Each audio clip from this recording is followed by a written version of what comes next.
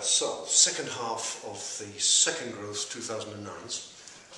We start with Doisy. Wait a minute, we got one of them. No, there were five, that's right. So, this is Doisy Vedrine. This is the one that always, Doisy Vedrine always has this particular flavour. It always has this very, what I call almost a New Zealand Sauvignon kind of flavour. It's like a sweet New Zealand Sauvignon Blanc.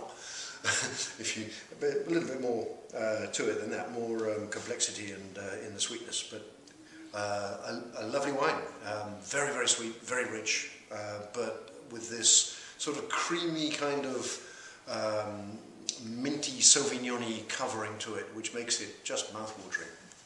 Then the second wine of this flight was, this is the Chateau Fillot.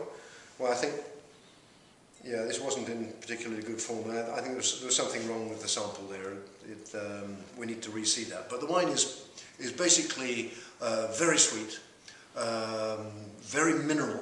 I don't know if I'm making myself clear when I say mineral. What I mean is it's more of a ferruginous, it's more of a ferric kind of taste rather than a fruity kind of taste. And it's like it's something iron about it. It's not all the fruit flavours.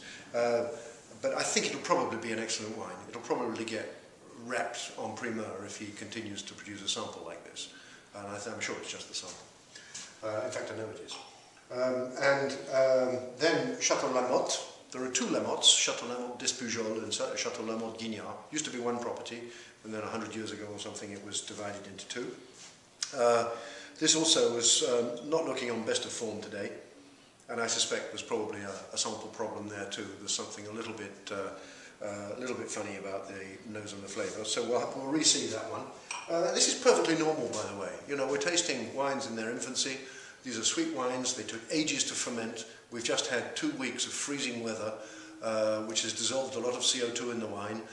It's prevented the wines from evolving, and it's only been warm for the last 3 or 4 days. And suddenly we have to present the wines as samples, and they're just refusing to behave. And so I think we have to be very careful about making definitive notes at this stage if we see little problems in the wines. And anyway, at this stage we shouldn't be writing poems about the wines. It's, you know, my tasting notes are 6 words maximum. Then Lamothe Guignard.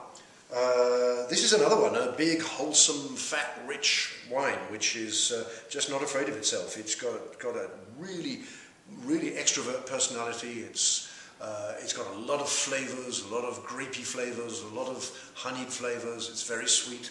It's just a big, bumptious wine. I think this is a glorious thing. Probably a dessert wine more than anything else. And then finally, Chateau Neyrac, the sweetest wine of the vintage, 185 grams a litre. But that needn't, you know, we don't taste by numbers. We don't want to taste by numbers. We're just really trying to taste the balance of the wines. This has beautiful fruit, absolutely beautiful. There's something even, how can I say, what's the kind of fruit I'm looking for? It's something which is not the ripe pears, the ripe plums, the ripe, it's something a little bit greener than that. Maybe kiwi, something like that. Which really gives it just the most wonderful lift, and I think just enormous sweetness, but the snowdrops are beginning to peek through the snow, and I think this is probably going to be one of the great Neyracs in spite of its enormous sweetness.